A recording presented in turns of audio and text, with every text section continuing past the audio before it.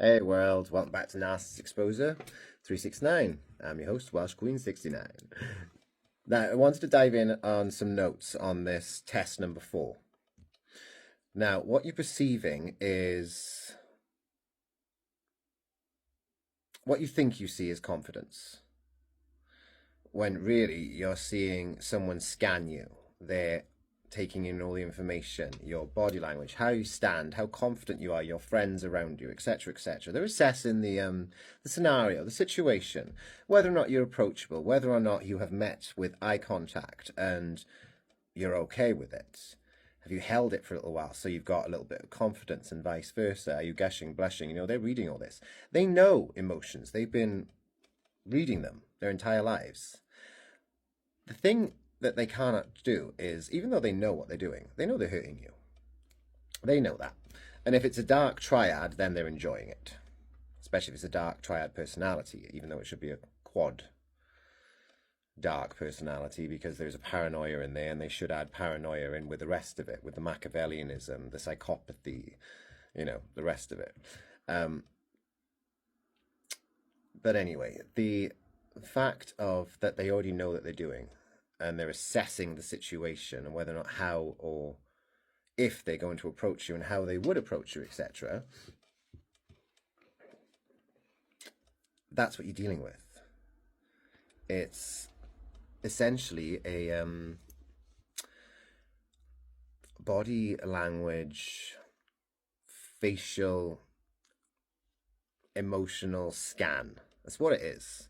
They're scanning you, scanning the face. Is he freaked? Is he happy? Is he excited? Is he concerned? Is he worried? You know what I mean? They know this. They've been practicing this in the mirror half their lives, most of their lives, all of their lives actually. As soon as that emotional development stopped, they're where they thought they were safe. They were never safe, because narcissists create narcissists, or they're raised in abuse, or it depends literally how they're raised.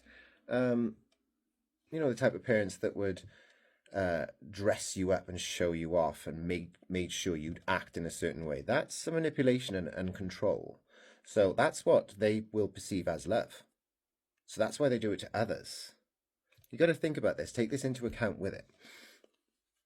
Now, if they know that they're hurting you and they know what they're doing is wrong, but they're still doing it just because they think they are an upper hierarchy, an elite of their own, they think they have a right for it, you will see flashes of sudden empathy or worry. They'll even say stuff like, let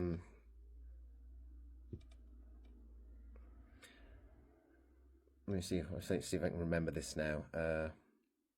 Say things like, I hate that I hurt you. I hate that I'm doing this. So they know. That's admission. That's admission right there. Now, they have to be able to read these signs, these emotions, these body language to a certain extent. They understand that. But again, that hierarchy and that ego will not let them take it on board. It won't. It won't become clear to them. It's like, well, if someone did that to me, I would feel like this, so I wouldn't do it to them. They won't. It's impossible. You would have a narcissistic crash if that was to happen. That ego protects, deflects, ruins their lives, to be honest. That's why most of them end up alone. Or worse, they entrap a woman or someone else in marriage, control the situation, and that's why most can't get away. Most of which will try to impregnate them so they can keep control, lock them down, so that they always know that,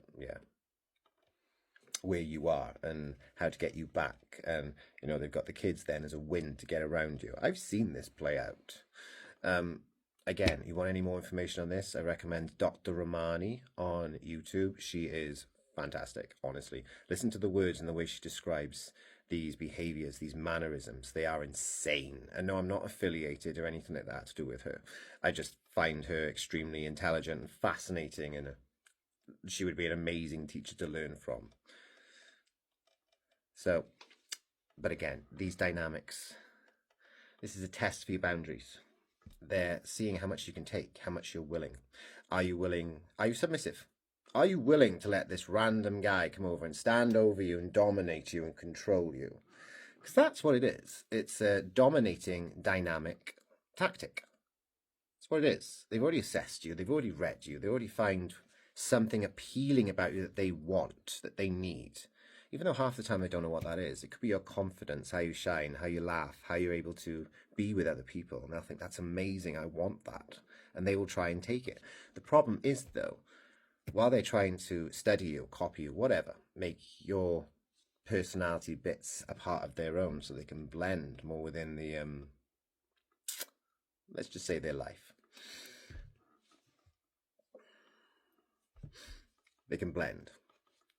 We help them to do that. Now, I'm trying to think of them as like no soul type of thing, demons, you know, because they don't understand emotions. Because again, their face literally changes shape when they're in a rage. It goes square in jaw. It literally morphs into a different shape. Work that out. That's a fact. That's scientifically proven, that is. It's terrifying, especially when you see it. I personally witnessed it 8 times.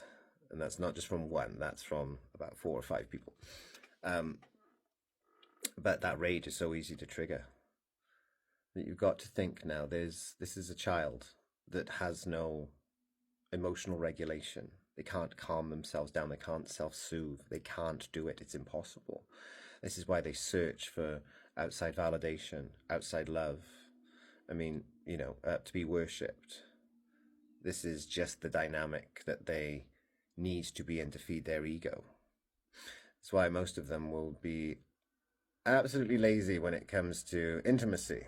Because if you're on top and doing all the work, then you're worshipping them. See where I'm going with this? These are confusing dynamics and tactics. So I'm just trying to make everyone aware of them.